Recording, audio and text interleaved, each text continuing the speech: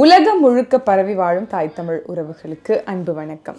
உலகம் முழுக்க தமிழர்கள் பரவி வாழ்ந்தாலும் தமிழர்களுக்குன்னு சொல்லப்படக்கூடிய மரபு வழி தாயகம் ரெண்டு.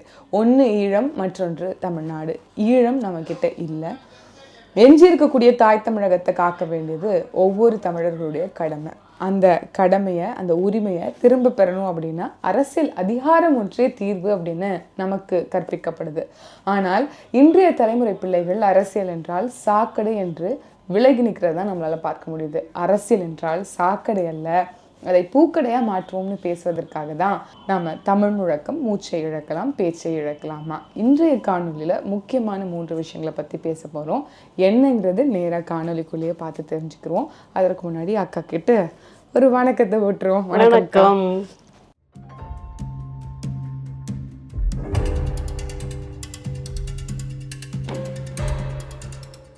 அக்கா, ஏதாவது ஒரு சம்பவத்தை குறித்து நம்ம வழக்கமாக தமிழ் முழக்கத்தில் பேசுகிறது உண்டு. இன்றைக்கான சம்பவமும் ஒன் ஆஃப் த சீரியஸ் மேட்டர்ஸ்ன்னு நான் நினைக்கிறேன். குறிப்பாக நேற்றைய தினம் தாம்பரம் சானிட்டோரியம் அரசு விடுதியில் ஒரு 13 வயது நிரம்பிய ஒரு சிறுமிக்கு, பச்சிலம் குழந்தைன்னு கூட சொல்லலாம், அது அடாலசன்ட் ஏஜ் 13ங்கிறது இப்போ தான் டீனில் ஸ்டார்ட் கால் எடுத்து வைக்கக்கூடிய பருவம். அரசு விடுதி அங்கே இருக்கக்கூடிய காவலாளியால் பாலியல் வன்கொடுமைக்கு உள்ளாக்கப்பட்டிருக்கிறாங்கன்ற செய்தி வருது. பெரிய ஒரு அரசியல் சிக்கலாக அது மாறுது. இன்னைக்கு இந்த பாலியல் தொல்லையாக இருக்கட்டும், இல்லைன்னா இந்த கொலையாக இருக்கட்டும், இல்லை அந்த போதை பழக்கமாக இருக்கட்டும், ரொம்ப சர்வசாதாரணமாக டெய்லி ஒரு நாளைக்கு செய்தித்தாள்களை புரட்டும் போது ஒரு 10-20 செய்தி அசால்ட்டாக நம்மளால் படிச்சிட முடியுது. ஆனால் ஒரு சில செய்திகள் அதீத கவனமும் ஈர்க்கப்படுது. அப்படி இந்த செய்தி ஈர்க்கப்பட்டிருக்கு. ஏன் அப்படின்னா, அந்த விடுதி முழுக்க ஒன்று தாய் இல்லை தந்தை இழந்தவர்கள், இல்லை இருவரையுமே இழந்தவர்கள் அப்படின்னு ஆதரவற்ற குழந்தைகள் காக்கக்கூடிய ஒரு பொறுப்பை அரசு நடத்துகிறோங்கிற பேருக்காக வைத்திருக்கக்கூடிய ஒரு அரசு அந்த அந்த அந்த ரெசிடென்ஷியல் ஸ்கூல்னு நினைக்கிறேன், இஃப் ஐம் நாட் ராங். அதை பற்றி உங்களுக்கு நிறைய தெரியும். ஏன்னா நீங்கள் சைல்ட் வெல்ஃபேர் கமிட்டியில் இருந்திருக்கீங்க. ஏற்கனவே முதல்ல உங்களோட இன்னைக்கு சொல்லக்கூடாது அவங்களோட பேர், பட் உங்கள் கூட இருக்கக்கூடிய மகள் அங்கே தான் இருந்திருக்கிறாங்க. அதை பற்றி உங்களுக்கு நிறைய தெரியும். இந்த சம்பவத்தை நம்ம அதை எப்படி ஹேண்டில் பண்ணுறது அப்படிங்கிறத நம்ம மக்களுக்கு நம்ம தெரிவிச்சுக்கலாம். ஆமாம், நீங்கள் தெளிவாக சொன்னீங்க, பேருக்கு நடத்துகிறாங்க அரசியலும் அப்படின்னு. என்னை விட இதுக்கு பெரிய சாட்சி இருக்க முடியாது. ஏற்கனவே உங்கள்கிட்ட நான் இதை பகிர்ந்துக்கிட்ட மாதிரி தான் 2011 2021 வரைக்கும் குழந்தைகள் நல குழும உறுப்பினராக செங்கல்பட்டு காஞ்சிபுரம் மாவட்டத்துக்கு நான் பணியாற்றிய போது என்னுடைய கையில் மாட்டின பெரும் இல்லம் இதுன்னு சொல்லலாம். நிறைய மாட்டுச்சு. நிறைய தனியார் இல்லங்கள்லேயும் நிறைய குறைகள் கண்டுபிடிச்சோம். சில குறைகளை நிவர்த்தி பண்ணக்கூடிய குறைகளை நிவர்த்தி பண்ண வச்சோம். கொடுங்கோல்களை நாம அரசுக்கு பரிந்துரைச்சு மூடவும் செஞ்சோம். ஆனா இந்த அரசு இல்லம், அந்த அரசுங்கிற குதிரை கொம்புல நம்மள அமிழ்த்தி போட்டுரும். எப்படி அரசாங்க உத்தியோகத்துல இருக்கவங்களை எதுவுமே பண்ண முடியாதோ அது மாதிரி இந்த அரசு இல்லத்தையும் நம்ம என்னதான் முயற்சி எடுத்தாலும் அதிகாரிகளே அதை மங்கடிச்சிருவாங்க. இது உங்களுக்கு இன்னைக்கு தெரிஞ்சது தான் புதுசு அப்படின்னு நினைச்சீங்கன்னா ரொம்ப தப்பு. அப்போதுல இருந்தே நான் இங்க ஆய்வுக்கு போகும்போதே குழந்தைகள் அங்க மானாவாரியா வேலை பார்ப்பாங்க. அவங்களுடைய கழிவறைகள் எதுவுமே சுத்தமா இருக்காது. உங்களுடைய தொடர்ச்சியில் நான் இன்டர்படுறதுக்கு மன்னிக்கணும். ஆனா எத்தனை ஆண்டு காலமாக இந்த அரசு நடத்தக்கூடிய இந்த விடுதி இயங்கிட்டு இருக்கு? எத்தனை வயசுல இருந்து எத்தனை வயசுக்கான பிள்ளைகளுக்கான விடுதியா இது இருக்கு? ஆமா, எனக்கு தெரிஞ்சு 20 ஆண்டுகளுக்கு மேல கூட இருக்கும்னு நினைக்கிறேன். எனக்கு அது சரியா தெரியல. ரொம்ப பல வருடங்களா நடந்துட்டு இருக்கு. அது ஆரம்பிக்கப்பட்டது நோக்கம் எப்படின்னா, கணவனை இறந்து போன மனைவி இருப்பாங்க இல்லையா, ஆமா, அம்மா, அந்த விதவைகளோட அம்மாவும் மகளுமா பிள்ளைகளுமா படிக்கிறது. இப்போ பெண் குழந்தை மட்டும் இருந்தாங்கன்னா அம்மாவுக்கும் பாதுகாப்பு பராமரிப்பு, பிள்ளைகளுக்கும் அங்கே பள்ளிக்கூடம் உண்டு. வளாகத்துக்குள்ளேயே ஒரு அருமையான பள்ளிக்கூடம் உண்டு. எல்லா உள்கட்டமைப்பு வசதியோட இருக்கும். அந்த வளாகமே ஏக்கர் கணக்குல, அதாவது மனுஷங்க மட்டும் நல்லா இருந்தா அது ஒரு சொர்க்கமா நடத்தலாம். அந்த மாதிரி ஒரு நல்லாவே அமைப்புகள் இருக்கும். ஆனா அங்க எங்க குறைபாடுனா பணியாளர்கள் குறைபாடா இருக்கும். இன்னொன்னு அப்புறம் அது போக போக அங்க வேலை செய்யறவங்களோட அந்த அலட்சிய போக்குனால அவங்க ஆரம்பிச்ச நோக்கம் அடிபட்டு போயிடுச்சு. அது அம்மா விதவை பெண்களை குழந்தைகளை பராமரிச்சு அவங்க பிள்ளைகளையும் பராமரிக்கிற அந்த இது மாதிரி பிள்ளைகளை மட்டும் குழந்தைகளை மட்டும் அங்கேயே படிக்க வச்சு விடுதி இருக்கிற மாதிரி. இதுல என்னன்னா அங்க விடுதிகள்ல தங்க வைக்கப்படுறதா இருந்தா விடுதிகள்ல இருக்க பிள்ளைங்க மட்டும் அந்த பள்ளிக்கூடத்துல படிக்க மாட்டாங்க. சுற்று வட்டாரத்துல இருந்து என்ன செய்வாங்கன்னா வந்து படிப்பாங்க பெண்கள் மட்டும். அதாவது ஆதரவற்ற குழந்தைகள் மட்டும் இல்ல, ஆதரவற்ற குழந்தைகள், பொருளாதாரத்தில் பின்தங்கிய குழந்தைகள் விடுதியில இருப்பாங்க. ஆனா எப்படி ஒரு அரசு இல்ல பள்ளிக்கூடத்துல எல்லா அந்த ஏரியால இருந்து வருவாங்களோ அது மாதிரி படிக்கிறதுக்கு அங்க எல்லாரும் வந்துட்டு போயிட்டு இருப்பாங்க. அப்படிதான் அது இருந்துச்சு. அப்ப இந்த விடுதியில தங்க வைக்கிற பிள்ளைங்களுக்கு சைல்ட் வெல்ஃபேர் கமிட்டி, அதாவது எங்களுடைய ஆணைகள் வாங்கிதான் அந்த விடுதியில என்ன செய்யணும், தங்க வச்சிருக்கோம். ஆனா அவங்க அப்பவும் செய்யல. அதுலதான் என்னோட முதல் போராட்டமே அங்க ஆரம்பிக்குது. அதாவது அங்க சகோதரி இன்னும் உங்களோட சேர்ந்து அங்க சைல்ட் வெல்ஃபேர் கமிட்டில மெம்பர்ஸா இருந்தவங்கல இன்னொரு சகோதரி உங்களோட சேர்ந்து பண்ணி ஆமா, ஒரு 5 பேரு, 3 ஒரு தலைவர், 2 ஆண் உறுப்பினர், ஒரு பெண் உறுப்பினர், நானும் 2 பெண் உறுப்பினர் அப்படி. ஆனா அவங்க நான் வந்து பொதுவாவே தனியா ஏன் ஆய்வுக்கு போவேன்னா, நாங்க சேர்ந்த புதுசுலயே ஒண்ணு பார்த்துட்டேன், போய் ஆய்வுக்கு முன்னாடி அங்க தகவல் போயிருது, இவங்களே யாரோ ஒருத்தர் நாங்க நாளைக்கு வரோம்னு சொல்லிடுறாங்க. இன்னொன்னு, அதாவது உங்களோட கமிட்டி பொறுத்த வரைக்கும் அதனுடைய அஜெண்டா என்ன அப்படின்னா, பாதிக்கப்பட்ட குழந்தைங்களோ இல்ல பிள்ளைங்களோ அவங்களுக்கு தெரிஞ்சவங்க யாரோ அவங்கள பத்தின இன்ஃபர்மேஷன் கொடுக்கும் போது அந்த கேஸ் நீங்களா எடுத்து ஆய்வு பண்ணி அது வந்து ஒரு வக்கீல் கிட்டயோ ஒரு காவலாளிக்கு நேரடியாகவே காவல்துறைக்கு ஆணையிட்டு நீதிமன்றத்துக்கு கொண்டு போக வைக்கணும். ஓ, ஓகே. அப்ப கோர்ட்டுக்கு முன்னாடி இருக்கு ப்ராசஸ். அதாவது எங்களுக்கு பவரே வந்து ஜுடிஷியல் பவர் தான். ஓகே, முதன்மை வகுப்பு நீதிபதியோட அதிகாரம் தான். நாங்க வந்து காவல்துறைக்கு ஆணையிட்டா அவங்க வந்து அதை சிறமேற்கொண்டு எடுத்து அதை வந்து நீதிமன்றத்துல கொண்டு போய் தண்டனை வாங்கி கொடுக்கணும். எங்களுக்கு எல்லா காப்பி அதோட நடைமுறை என்னென்ன அவங்க பண்ணிருக்காங்கிறத எங்களுக்கு அப்டேட் பண்ணிட்டே இருக்கும். ஃபர்ஸ்ட் ஹேண்டா நீங்களே வெரிஃபை பண்ணி நீங்களே அந்த கேஸ் அனலைஸ் பண்ணி இதுக்கு இந்த மாதிரி தான் தீர்ப்பு கொடுக்கணுங்கிற வரைக்கும் நீங்க வந்து முயற்சி பண்ணுவீங்க. ஆமா, முழுதான் நாங்க அதை செஞ்சிருவோம். எங்களோட ரிப்போர்ட்டை நீதிமன்றம் கவனமா பார்க்கும், அத வந்து ஒரு பெரிய ஆதாரமா எடுத்துக்கும். எடுத்துக்கிட்டு அவங்க அதை பொறுத்து, அதுக்காக நாம சொன்னதை அப்படியே நீதிமன்றம் வழிமொழியோன்லாம் கிடையாது, அவங்க விசாரிச்சு வேற தீர்ப்பு கூட கொடுக்கலாம். ஆனா எங்களோட ரிப்போர்ட் பக்காவா இருந்துச்சுன்னா நீதிமன்றத்துக்குமே அது ஒரு பெரிய பரவாயில்ல, இவ்வளவு பண்ணிருக்காங்கன்னு அவங்க வேலையை லகுவாக்குற மாதிரியே அது இருக்கும்.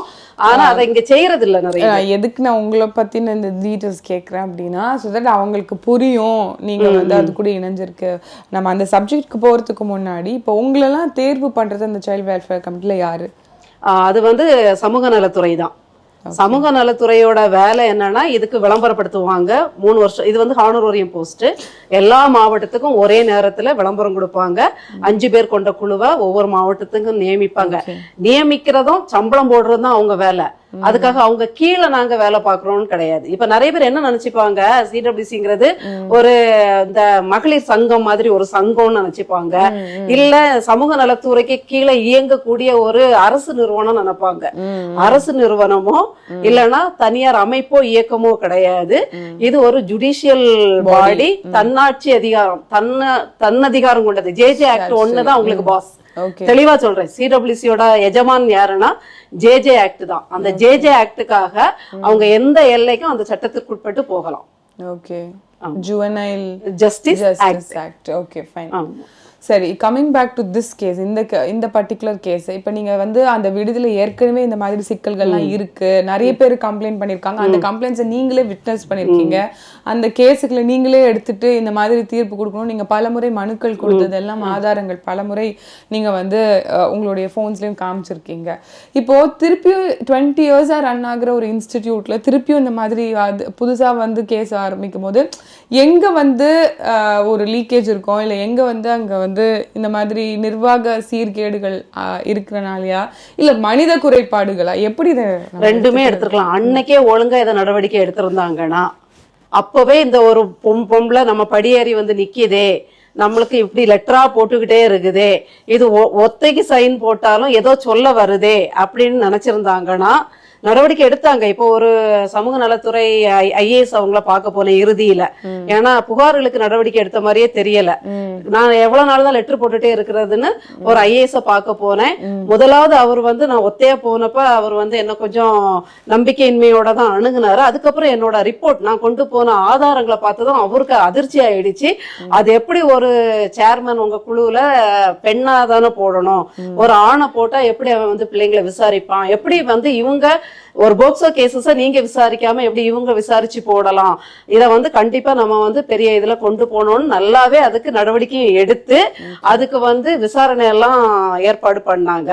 விசாரணைக்கு வந்தது அரசு அதிகாரி, அவருக்கு அதே அந்த ஐஏஎஸ்க்கு கீழே இயங்குகின்ற இயக்குனர், அவங்க வந்து என்னையே பிளேம் பண்ற மாதிரி கொஸ்டின் கேட்டு என்ன நிலகொலைய வச்சாங்க. அதுல என்ன பண்ணிட்டாங்கன்னா இவங்க விசாரணைக்கு வர்றது தெரியும்ல, உங்களை பிளேம் பண்ணி உங்களை நிலைக்குலை வைக்கிறேன்னா என்கிட்ட எந்த பிள்ளைங்க புகார் அளிச்சாங்களோ அந்த பிள்ளைங்களை வச்சு இவங்க வந்து அவங்கள பிரெயின் வாஷ் பண்ணி அவங்கள வந்து பண்ணி நாங்க இப்படி சொல்லவே இல்ல, நாங்க இங்க சந்தோஷமா இருக்கோம், இன்னைக்கு சிக்கன் சாப்பிட்டோம், இவங்க போய் சொல்றாங்க, இப்படி எங்களுக்கு எந்த பாலியல் சிக்கல்களும் இங்க கிடையாது, இவங்க சொல்ற மாதிரி இவங்க சிடபிள்யூசில உள்ள ஒரு உறுப்பினர் வந்து எங்களை தொந்தரவு பண்ணதான் நாங்க சொன்னதா சொல்றாங்க, அப்படி கிடையாது, இவங்களுக்கு அவங்களுக்கு ஏதோ உள்ள வந்து ஃபைட் ஓடிட்டு இருக்கு, அதை பயன்படுத்திக்கிட்டாங்க அப்படின்னு பிள்ளைங்களையே இததான் பிறல் சாட்சி அப்படின்னு அடிக்கடி சொல்லுவேன். அது எனக்கே நேர்ந்தது.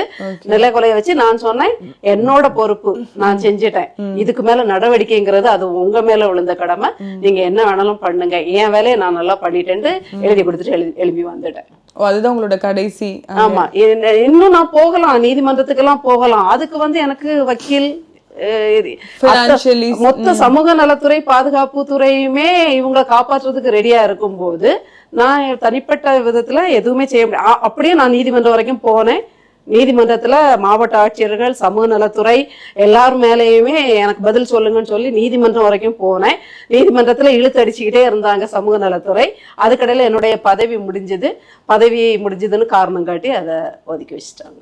இப்போ இந்த வழக்கு வந்து இப்படியாக இருக்க இதற்கு ஒரு முற்றுப்புள்ளியே இல்லையா? தொடர்ச்சியாக இந்த மாதிரி சிக்கல்கள், ஒரு வாரத்துக்கு ஏதாவது ஒரு பாலியல் சீண்டல், குறிப்பா பாக்ஸோ குழந்தைகளுக்கு ஏற்படக்கூடிய குற்றங்கள், அதுலன்னா பெண்களுக்கு தொடர்ச்சியா அந்த மாதிரி ரிப்பீட்டடா வருது. இதுக்கு ஒரு முற்றுப்புள்ளி இல்லையா? இதற்கு வந்து கவர்மெண்ட் இன்ஸ்டிடியூஷன்ஸ்லயே இப்படி நடக்குது, இதுக்கு என்னைக்குதான் நம்ம எல்லாருக்கும் தீர்வு வருங்கிற கேள்விக்கு உங்ககிட்ட பதில் இருக்கும்? ஆமா, எப்பவும் போல உடனடி தண்டனை நம்ம எதிர்பார்க்கிறோம். இன்னொன்னு வந்து பாத்தீங்கன்னா இப்ப தனியார் பள்ளிக்கூடத்திலேயோ இல்ல தனியார் இல்லங்கள்லயோ இது மாதிரி ஒரு பணியாளர் வந்து தவறு செய்யறாங்கன்னா உடனே என்ன செஞ்சிருவாங்க, வீட்டுக்கு அனுப்பிடுவாங்க. யாரை பத்தியும் யோசிக்க மாட்டாங்க, எந்த சங்கத்தை பத்தியும் யோசிக்க மாட்டாங்க, வீட்டுக்கு அனுப்பிட்டு இன்னொரு பணியாளரை எடுத்து ஆசிரியரை எடுத்து போட்டுருவாங்க. இதை ஏன் அரசு செய்ய மாட்டேங்குது? இந்த அரசுகள் வந்து இவங்களை காப்பாத்துது, இவங்க ஒரு சங்கம் வச்சிருக்காங்க, அந்த சங்கங்களும் சேர்ந்து இவங்களை காப்பாத்திக்கிட்டே இருக்கனால அரசு வேலையாச்சே, அரசு வேலைக்கு நாம வந்து வெட்டு வச்சிடக்கூடாதுன்ட்டு நான் என்ன சொல்றேன், இந்த அயோக்கியர்கள் இந்த சைக்கோக்கள் இந்த அரசு வேலையில இருக்க வேண்டிய அவசியம் என்னன்னு கேக்குறேன். 10 பேரை 100 பேரை வீட்டுக்கு அனுப்புனா அடுத்து இன்னும் 100 பேர் செய்யறதுக்கு ரெடியா இருக்கிறாங்க. காலி பணியிடங்கள் எவ்வளவோ இருக்கும் போது இன்னும் வேலை வாய்ப்பு அவங்க சொன்ன வேலை வாய்ப்பை கூட அவங்க வந்து உருவாக்கி தரல. ஆண்டு ஒன்றுக்கு இத்தனை லட்சம் வேலை வாய்ப்புகளை தமிழ்நாடு அரசு வாக்குறுதிகளா கொடுத்த திமுக அரசு இருக்கு. திமுக அரசு இன்னைக்கு ஆட்சியில இருந்து தமிழ்நாடு அரசா இருக்கு. அதுல வந்து நமக்கு இன்னும் நிவர்த்தி செய்யப்படாத எத்தனையோ வாக்குறுதிகள்ல குறிப்பிட்டு சொல்லணும்னா வேலை வாய்ப்பு. அப்படி இருக்கும்போது காலியாக இருக்கக்கூடிய அரசு பணியிடங்கள், அதிலும் குறிப்பாக இந்த என்ன சொல்றது ஆசிரியர் பணியிடங்கள், இதெல்லாம் இவ்வளவு கேப் இருக்கும் போது சரியான ஆட்களை வந்து ஃபில் பண்ண வேண்டியதானே? தரமற்ற குவாலிட்டி இல்லாம, போதிய ஆசிரியர்கள் இல்லாம, போதிய வார்டன்ஸ் இல்லாம, போதிய கார்டியன்ஸ் இல்லாம, போதிய காவலாளிகள் இல்லாம எதுக்கு அதுதான் பிரச்சனையே. விடுதியில தங்கி இருக்கிறது 100 பிள்ளைங்க கிட்ட, ஆனா ஒரே ஒரு சமையல்காரர், வார்டன், கண்காணிப்பாளர் இல்லவே இல்லையா. அப்ப இந்த வார்டன் எத்தனை பேரை சமாளிப்பாங்க? அவங்க பாட்டுக்கு தான் இருப்பாங்க. இந்த இதுக்கடையில உள்ள வந்து என்னன்னா இந்த விடுதியும் இருக்கும், ஒன் ஸ்டாப் சென்டர்னு ஒண்ணு இருக்கு. அது நடக்குதான்னு தெரியாது. அது எப்படின்னா ஒரு 5 நாள் 2 நாளைக்கு இந்த தவறி வர்ற பிள்ளைங்க பெண்களுக்கு பாதுகாப்பு கொடுக்குற மாதிரி, அப்புறம் அவங்க பின்புலத்தை ஆராய்ஞ்சு அவங்களுக்கு கவுன்சிலிங் கொடுத்து அவங்கள திருப்பி அனுப்புற மாதிரி, இந்த ரயில்வே ஸ்டேஷன் எல்லாம் மாட்டிட்டு முழிப்பாங்க இல்லையா, அது பாதுகாப்பு கொடுக்குற மாதிரி அது ஒரு பக்கமா நடந்துட்டு இருந்தது.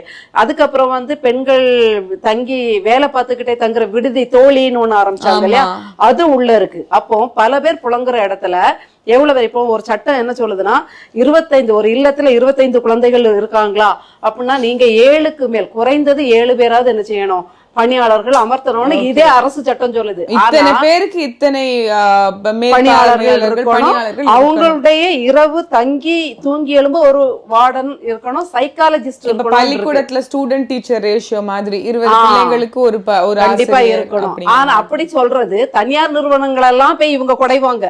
DSWO, DCPO, CWC எல்லாம் தனியார் நிறுவனங்கள் எல்லாம் சட்டப்படி நீங்க பணியாளர் வச்சிருக்கீங்களா அப்படியா இப்படியான்னு குடைவாங்க. நல்லதுதான், அவ்வளவு லூப் ஹோல்ஸ் இருக்கு. அங்க 3 பேர் 100 பேருக்கு எத்தனை பேர் இருக்காங்க, 3 பெண்கள். இந்த சம்பவம் நடக்கும் போது வார்டன் இல்ல வெளியில.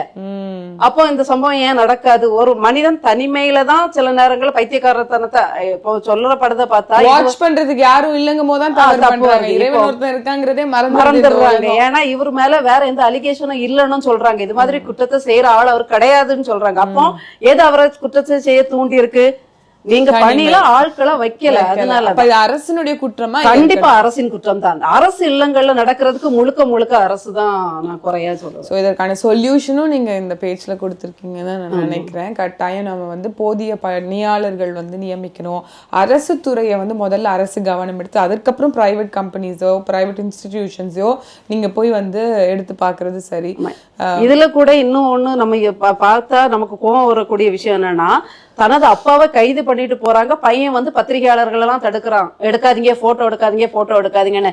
தான் அப்பா இப்படி ஒரு கொடூர செயல்ல ஈடுபட்டிருக்காருங்கிற அறிவு கூட அந்த இளம் பையனுக்கு இல்ல. அவனோட அப்பாவோட முகம் வெளியில தெரிஞ்சிடக்கூடாதான். சைக்கோ இந்த நாய் இதை பண்றதுக்கு முன்னாடி அதை பத்தி யோசிச்சிருக்கணும், நம்ம அழகு முகம் வெளியில தெரியக்கூடாதுன்ட்டு. அது ஒண்ணு. ரெண்டாவது, வார்டன்களை எப்படி கொண்டு போய் அட்மிட் ஆக்கியிருக்காங்கன்னா தவறி விழுந்துட்டான்னு. மருத்துவர்கள் தான் இதுல சல்யூட் அடிக்க வேண்டியவங்க. என்ன சொல்றது, பெர்மனன்ட் டிசபிலிட்டி, அது கால் உடைச்சிருக்கான். ஆனா சரி ஆயிரும். இப்ப ஆபரேஷன் ஏதோ பண்றதுக்கான வேலைகள் நடந்துட்டு இருக்கு. அதாவது அந்த பிள்ளை திமிர்னதுல அவன் காலம் முறுக்கியிருக்கான். அப்போ இந்த வார்டன் இவங்க எல்லாம் மிருகத்தோட கூட ஒப்பிட முடியாது. இல்ல, கொண்டு அட்மிட் பண்ணும்போது கூட எப்படி சொல்லியிருக்காங்களா பாருங்களேன், தவறி விழுந்துட்டு பிள்ளை அப்படின்னு. மருத்துவர்களுக்கு டவுட் வரும், பாலியல் வன்கொடுமை நடந்திருக்கு, அவங்க அந்த செக்அப் பண்ணிருப்பாங்க போல. அப்போ பிள்ளைகிட்ட கேட்கும் போது அவ சொல்லியிருக்கா, மருத்துவர்களோட ரிப்போர்ட்னாலதான் இன்னைக்கு கீதா ஜீவன் அவர்கள் வரைக்கும் இன்னைக்கு வெளியில வந்து நாங்க கைது பண்ணிட்டோம் அப்படின்னு சொல்றாங்க. இந்த மருத்துவத்துறையும் இன்னைக்கு அமுங்கி இருந்தது. அந்த வார்டன் சொல்றதை கேட்டு அப்படியே ரிப்போர்ட் கொடுத்திருந்தாங்கன்னா இன்னைக்கு இது வெளியிலே வந்திருக்கு. ரொம்பவே மனதை வந்து உழுகக்கூடிய ஒரு சம்பவமா தான் இந்த 5 வருஷத்துக்கு முன்னாடி நான் போட்ட புகாருக்கு என்ன அவமானப்படுத்தினாங்க. இன்னைக்கு நாங்க புகார் கொடுத்தவங்க எல்லாம் மாறிட்டாங்க இல்ல, ஆனா வர்றவங்களும் எப்படிதான் இருக்காங்களா பாருங்களேன். அப்படியேதான் இருக்குதுங்க வார்டன்ல இருந்து எல்லாரும். இன்னுமே செம்மைப்படுத்தாம 20 ஆண்டு காலமாக 5 ஆண்டுகளுக்கு முன்னாடி என்ன தவறுகள் நடந்ததோ, கடந்த ஆட்சி காலத்துல என்னென்ன தவறுகள் பிழைகள், அதை விட ஒரு படி மேலதான் இங்க நடக்குது. இன்னைக்கும் அது தொடருது, அதை விட ஒரு படி மேலே வந்து இருக்கு அப்படின்னு சொல்றதுக்கு சாட்சியாகவே இன்னைக்கு நம்மளுடைய ஊடகத்துல அக்கா குளோரி அவர்கள் இருக்கிறாங்க. இது வந்து தொடர்கதையா இருக்கு. இந்த மாதிரியான ஒரு அநீதி வந்து நிறுத்தப்படணும் அப்படின்னா கட்டாயம் ஆட்சி மாற்றம் அவசியப்படுது. சரியானவர்கள் ஆட்சியில் அமர வேண்டியது இருக்கு. மேனேஜ்மெண்ட் அட்மினிஸ்ட்ரேஷன் ரீதியா எல்லாத்தையும் சரிப்படுத்தணும் அப்படின்னா சரியானவர்கள் வந்து இங்க ஆள வேண்டிய அவசியம் வந்து இருக்கு அப்படிங்கறதான் இதுல இருந்து நம்மளால புரிந்து கொள்ள முடியுதுக்கா. அதே போன்று நம்ம அடுத்த ஒரு முக்கியமான விஷயம் பேசணும்னா, இது வந்து அஃப்கோர்ஸ் சைல்டு அப்யூஸ் பாக்ஸோல வருது. அதே மாதிரி வந்து என்ன சொல்றது, ஹியூமன் வயலன்ஸ்ன்னு சொல்லலாம், மனித உரிமை மீறல். ஆமா, ஹியூமன் ரைட்ஸ் வயலன்ஸ்ன்னு சொல்லலாம், இப்படி கூட சொல்லலாம். மதுரையில ஒரு அரசு பேருந்து ஓட்டுநரை வந்து ஒரு உதவி மேலாளர் வந்து செருப்பால் எடுத்து அடிச்சிருக்காரு, சொன்னது கேட்கல அப்படின்ட்டு. கண்டிப்பா இப்ப வந்து மனித உரிமை ஆணையம் கண்ணதாசன் எங்க போனாரு, செந்தில் பாலாஜி ஓடி வந்துட்டாரு. இப்ப இவங்க எல்லாம் எங்க போனாங்க? இது மட்டுமா, எவ்வளவு மனித உரிமை மீறல் நடந்துகிட்டே இருக்கு. ஆனா இந்த மனித உரிமை ஆணையத்துல இல்ல, இதுல என்ன கொடுமைன்னா, அந்த உதவி மேலாளர் வந்துட்டு அரசு மேல எந்த தப்பும் இல்லைங்க, தப்பெல்லாம் நான் தாங்க பண்ணேன், என்னைய மன்னிச்சிருங்க, நான் அடிச்சது தப்பு, எழுச்சியா பண்ணிட்டேன்.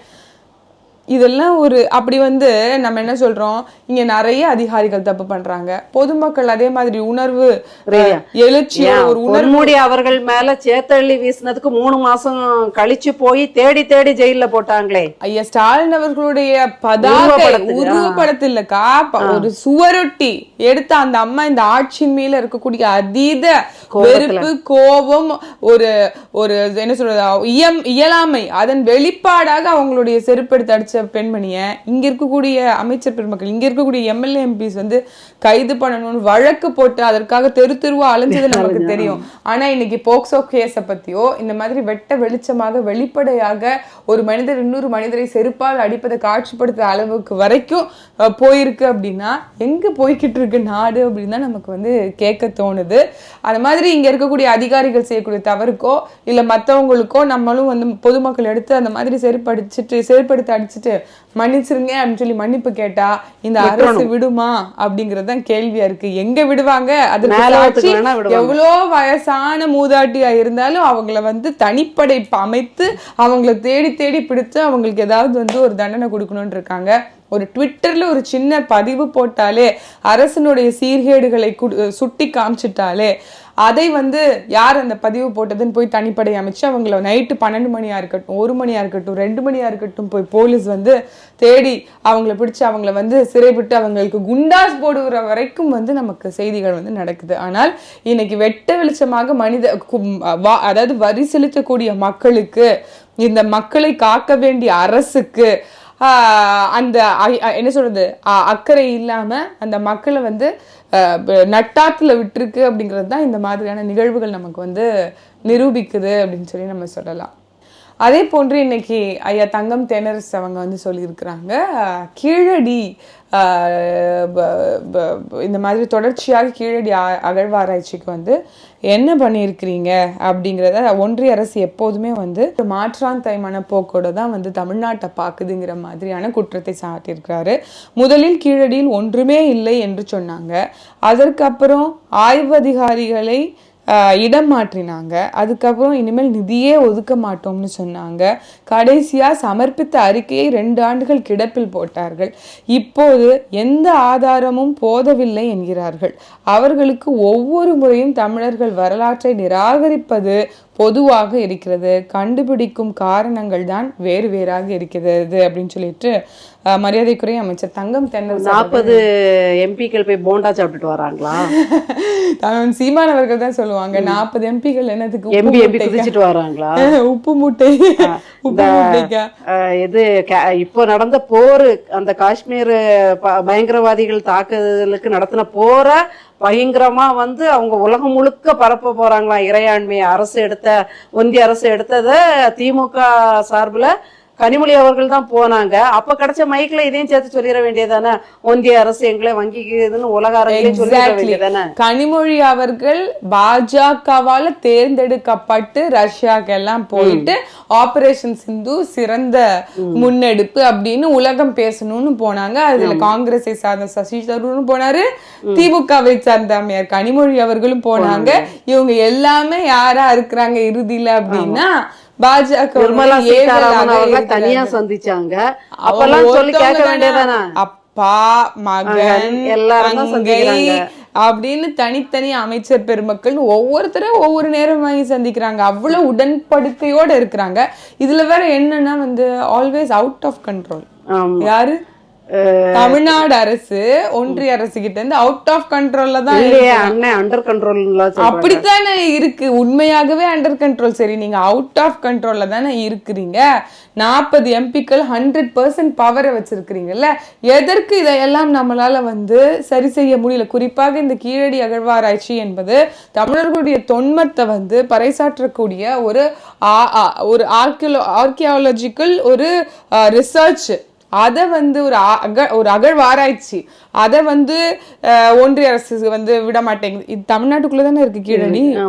உங்களுக்கு வந்து இதை செய்ய விட மாட்டேங்குது ஒன்றிய அரசு, அதை செய்ய விட மாட்டேங்குது ஒன்றிய அரசுங்கிறது. இத்தனை லட்சம் மக்கள் வந்து வாக்கு செலுத்தி உங்களை தேர்வு பண்ணி உங்களை வந்து அரியணையில உட்கார வச்சு சுயாட்சின்னு சொல்றீங்க, செய்து காட்டுங்க. சுயாட்சி இல்ல, தன்னாட்சி வீரர் அப்படின்னு பட்டம் தங்களுக்கு தானே சூட்டி கொண்டவர்கள் இந்த பெரும். ஒண்ணுல நீங்க சுருட்டி வச்சதுல ஆளுக்கு கால் பங்கு போட்டா கூட நிதி வந்துரும். ஆமா, தன்னாட்சி கோரி இன்னைக்கு வந்து ஒரு தனித்து இயங்கணும், ஒரு சுயாட்சி ஃபெடரல் ஸ்டேட் மாதிரி இயங்கணும்னு சொல்லி முழக்கமிட்ட உங்களுடைய கட்சியின் முன்னோர்களினுடைய தத்துவத்தை வைத்துக் கொண்டுதான் பாஜக அதை செய்ய விடல, இதை செய்ய விடல, நிதி ஒதுக்கல, அது பண்ணல, இது பண்ணலன்னு குற்றம் சாட்டிட்டு முதல் 3 நிதி ஆயோகுக்கு போகாம நல்ல வந்து மக்களை ஏமாத்திட்டு கடைசி நிதி ஆயோக் இந்த பக்கம் இடி வந்தது, இந்த பக்கம் இடி வந்தது, ரெய்டு வந்தது, அந்த பக்கம் ஐயா ஸ்டாலின் அவர் அப்பா வந்து நேரடியா வந்து தாதாஜிக்கு போயிட்டாரு. ஆமா, ஒன்றிய அரசு வந்து மாற்றாந்தாய் மனப்பக்குவத்தோட நடக்குது சொல்றீங்க, உண்மைதான், நாங்க ஒத்துக்கிறோம். அதே மாதிரி தமிழக அரசு எங்களுக்கு மாற்றான் தகப்பன் போக்கோட நடந்துக்குது. ஏன்னா நம்ம இனத்தை, அதாவது இனமோ மொழியோ இந்த எந்த ஒரு அக்கறையும் இல்ல, இந்த மாதிரி சும்மா வெற்று ஸ்டேட்மெண்ட்ஸ் விடுறதுக்கு எல்லா அமைச்சரும் இருக்காங்க. ஏன்கா, அதாவது தமிழ் சீமான் அவர்கள் வந்து தொடர்ச்சியாக அழுத்தம் கொடுக்குறாங்க. கன்னட மொழி என்பது தமிழ் மொழியிலிருந்து பிரிஞ்சதுங்கிற இந்த ஸ்டேட்மெண்ட் வந்து ரொம்ப யதார்த்தமா கமல்ஹாசன் அவர்கள் சொன்னதுக்கு ஒட்டுமொத்த கர்நாடகாவும் வந்து கொந்தளிச்சது. யாருமே தமிழ்நாட்டை சார்ந்தவர்கள் அதை பத்தி பேசவே கிடையாது. அப்போது தாய்மாமன் சீமான் அவர்கள் சொன்னாங்க, ஏங்க இந்த நாட்டு இந்த தமிழ் மக்களுடைய முதலமைச்சர் தானே சொல்றீங்க, நீங்க ஒரு வாயை கூட திறக்க மாட்டீங்க, நீங்க தான் திறக்க மாட்டீங்க, உங்களுடைய 2ஆம் கட்ட தலைவர்களாவது திறக்க வைங்க அப்படின்னு சொல்லி சொன்னதுக்கு அப்புறம் தான் KN நேரு அவர்கள் வந்து பேசுறாங்க. மாற்றான் தகப்பன் போக்குதான், அவங்க அப்படிதான் இருப்பாங்க. நமக்கு ஆடுறது நம்முடைய இனமா இருந்தாதான் தகப்பன் போக்குல அது இருக்கும். அதனால திட்டவட்டமா இது மாற்றான் தகப்பனே தான். அதே மாதிரி நம்ம இந்த அரசு இல்லத்தை பத்தி பேசும்போது தனியார் இல்லங்களும் இதுக்கு ரொம்ப ஒன்றும் குறைச்சல் இல்லை. சமீபத்துல பார்த்தேன், கடலூர்ல வந்து இருக்கிற ஒரு தனியார் இல்லம், ஒரு டேனிஷ் கிறிஸ்தவ மிஷினரி இல்லம்னு நினைக்கிறேன். அங்க படிக்க போன பிள்ளை, அதுவும் வேற ஒரு விழுப்புரம் மாவட்டத்துல இருந்து பொருளாதார சிக்கல் அப்பா இல்லாத குறைக்கு படிக்க போன குழந்தைய தற்கொலை பண்ணி இறந்து போச்சு. என்ன ஏதுன்னு விசாரிக்கும் போது பார்த்தா அங்க வேலை பார்க்குற வார்டனுடைய கணவர் அடிக்கடி அங்க வந்து தங்குவாராம். அனாதை குழந்தைகளா பாலியல் சீண்டல் பண்ணுவாராம். இந்த பிள்ளைக்கு அம்மா இருந்தனால விட்டு வச்சிருந்திருக்காரு போல. ஆனா இந்த லீவுகள்ல போக்குவரத்துமா ஆட்கள் கம்மியா இருக்கும்போது இந்த பிள்ளைகிட்டே ஏதாவது பாலியல், இது வார்டனோட கணவன் பெயர் பிரின்ஸ், அந்த அம்மா பேர் ஏதோ ஒண்ணு, இது மனைவிக்கு தெரிஞ்சும் மனைவி கண்டுக்காதீங்க அப்படின்னு சொல்லி விட்டுருவாங்களாம். எப்படி நடந்திருக்கு, தற்கொலை பண்ணியிருக்கு. தற்கொலைக்கு இந்த இதுல மருத்துவமனையில போய் பார்க்கும்போது அக்கா, அந்த பிள்ளையோட அக்கா சொல்றாங்க, என் தங்கச்சி பள்ளி சீருடையில தான் இருந்தா, அவளுடைய பிறப்புறுப்புல இருந்து ரத்தம் வந்து வடிஞ்சு அந்த ஆடைகள்ல இருக்கிற மாதிரி இருக்குது. ஸோ பாலியல் வன்கொடுமையில தான் என் தங்கச்சி செத்துருக்கணும். இதை வந்து காவல் நிலையம் அந்த தாளாளர்கள் எல்லாருமா சேர்ந்து மறைக்கிறாங்க. அப்புறம் ஒரு கொஞ்ச நாள் கழிச்சு அந்த பிள்ளையோட புத்தகங்களை அம்மா ஒதுக்கும் போது பார்த்தா இங்க நடக்கிறதெல்லாம் சொல்லணும்னு தோணுது. ஆனா அம்மாவை ஜெயில அனுப்பிடுவேன்னு மிரட்டுறதுனால நான் பயந்து சொல்லாம இருக்கேங்கிற மாதிரி அந்த பிள்ளை எழுதி வச்சதா ஒரு கடிதமும் கிடைச்சிருக்கு.